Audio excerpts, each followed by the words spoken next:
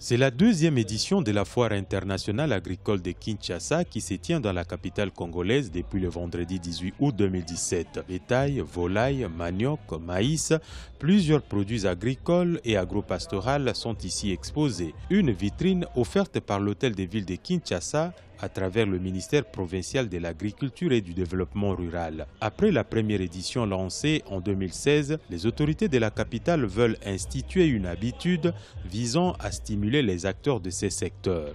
La deuxième édition de cette activité foraine se tient sur fond de crise. C'est vrai que nous rencontrons pas mal de difficultés, surtout dues à la conjoncture économique, socio-économique qui est difficile. Les gens sont hésitants. Au début, on a rencontré pas mal de réticences et on a même été découragés. On nous a dit, bon, compte tenu des contraintes d'ordre sécuritaire et même économique, vaut mieux sauter cette édition.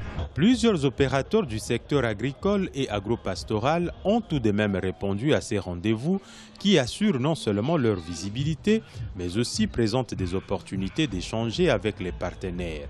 Dans ces stands, par exemple, ce sont des résultats des recherches sur le manioc et boutures qui sont vantés.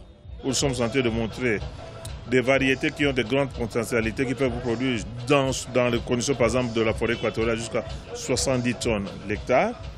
Et ce sont des boutures qui peuvent servir à beaucoup de choses. Et de ces choses ont certaines applications qui vont même dans la production de l'amidon, la farine panifiable, donc une farine de manioc qui peut être utilisée dans la boulangerie ou la pâtisserie. Sous les thèmes Entreprendre, innover et investir, la deuxième édition de la Foire internationale agricole de Kinshasa offre par ailleurs des cadres d'échange entre les opérateurs du secteur, les banques et autres partenaires. Une foire qui présente aussi la faible production agricole d'un pays qui compte tout de même 80 millions de terres arables, une hydrologie qui baigne l'ensemble du pays, sans oublier son climat très favorable à l'agriculture.